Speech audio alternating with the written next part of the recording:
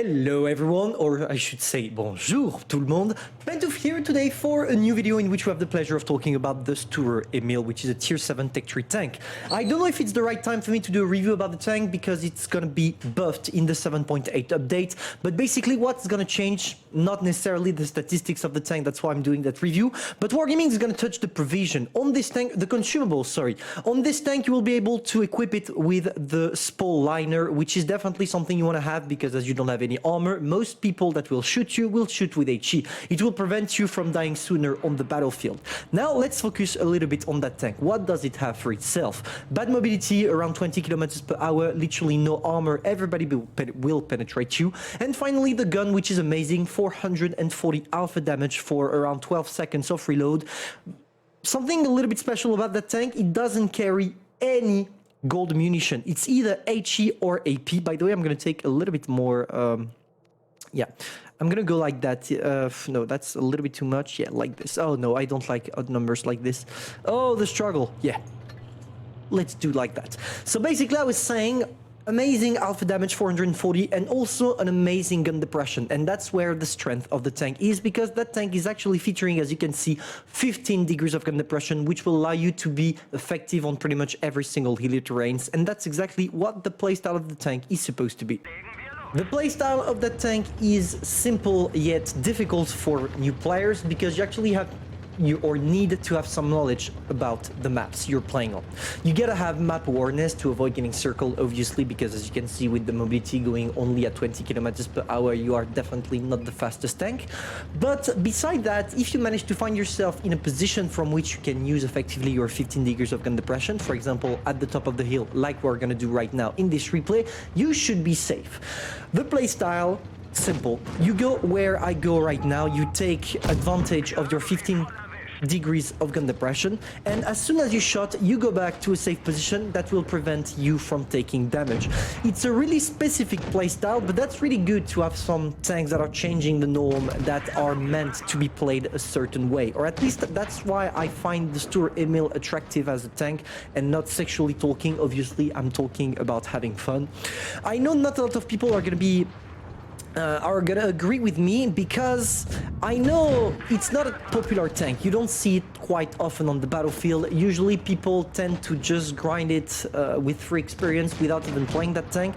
But trust me, once you master it, it's actually a really nice little tank to play with. And having this kind of huge alpha damage at tier 7 when you manage to be top tier is insane and quite enjoyable. Obviously, it's not a tank that is made for new players, but the whole Grill 15 line is not made for new players, so you shouldn't care too much about that. Now let's try to sneak some shots on that poor Annihilator, and there we go. And as you can see, with 440 alpha damage, what is lovely is your max roll. With this tank, if you have your perks level 7, I don't remember the name of the perk, but the one that allows you to get a max roll after you shot 3 successful shots, you still have only 35% chances, but that's still good. When you manage to get it with this tank, your top alpha is 575, and that's nearly as good as a Smasher. So when you have your max roll, you can really make your opponents go mad, and for the right reason. Now, of course, there is one downside about that tank. It's extremely team dependent. Therefore, if you don't stay with the rest of your team, if you try to brawl by yourself as you don't have any armor and a really long reload time, you are gonna get crushed. But as long as you have your teammates with you, for example here, the T-34 against the Object 252 that is not watching me anymore, you can have some great shots. One last thing to notice maybe, before we go to the Ace Tanker replay, one thing to notice about that tank is how good the accuracy is for that kind of caliber. It has the German accuracy that you will learn to love through the days. Now let's jump into an Ace Tanker. Here we go, guys, and as you can see, we are still bottom tier. But don't worry, when you're bottom tier with that tank, it's not a problem to do damage, especially when you're lucky and you have yourself, and you find yourself, I should say, on one of the greatest maps to play the Stourer Emil. Let me explain to you briefly why I say that. When you take a look at the map, you can see that there is a lot of hill, and we're gonna focus our work right there on that ridge line, because from here you can take positions that will allow you to use your 15 degrees of gun depression, Sneak your shot on whatever is camping here, here, or even here when they try to cross, and it will help you quite a lot because you will do damage without taking any in return. Now, as you can see, we still struggle to get into the position because all my teammates are actually way faster than I am, but don't worry, there we go, and look at the 15 degrees of gun depression put at work. Unfortunately, and that's why I'm not focused on the first person view right now, we did not manage to get it. We got a shot on the Tiger P that went insane, but we are not going to stay here for too long. It's not a suitable position for us. It's only the beginning of the game. I just want to make sure that I can sneak my shots before going back to a safe position.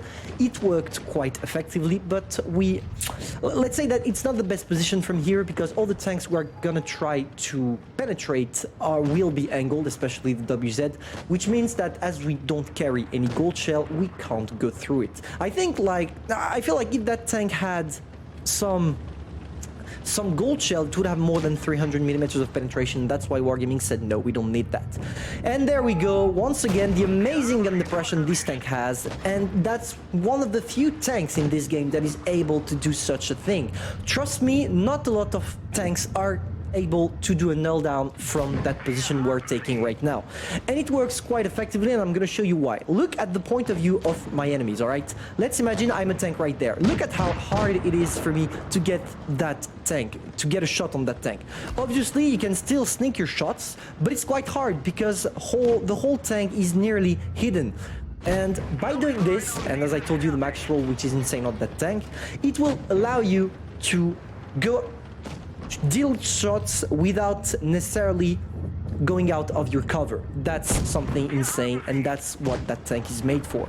You gotta stay with the rest of your team as well, as we're doing right now. As I told you, it's not a tank that is made for brawling, it's a support tank, so you gotta support something, isn't it? And you need your teammates to take shots for you. That's exactly what is happening right now. There is the Annihilator, thanks again for the 15 degrees of gun depression, which will allow me to kill that guy and secure 2 kills already. Now there is the WZ-121 GFT, and I really want to sneak a shot on him because I think like he's frightening, let's say it like that. So there we go, we sneak our shot, and luckily for us we managed to get off before taking the second one. Are we gonna be able to reload before he dies? Luckily for me, I should say, the Shiften managed to kill him. Now we are in a 1 or 2 versus 4 situation. A lot of them are one shot, so we're gonna try our best to deal with them. Here I'm trying to brain the M6, making him think that I'm going somewhere else. There we go, he was waiting to see if he had an HE opportunity on me, which allowed me by snapshotting to destroy the guy.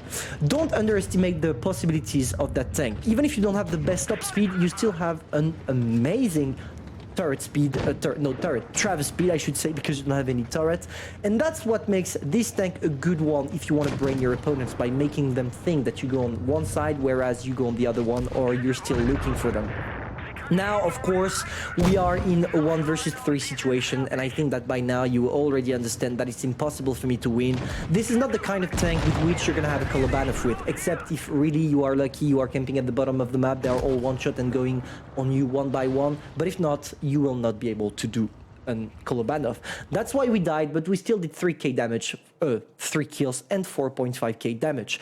Ace tanker, even if it's a defeat, that was still quite a good game, and that's pretty much how you want to play your Sturer Emil. So if you enjoyed and if you learned something, feel free to subscribe, like and share, and I'm gonna see you soon for a new review. Bye.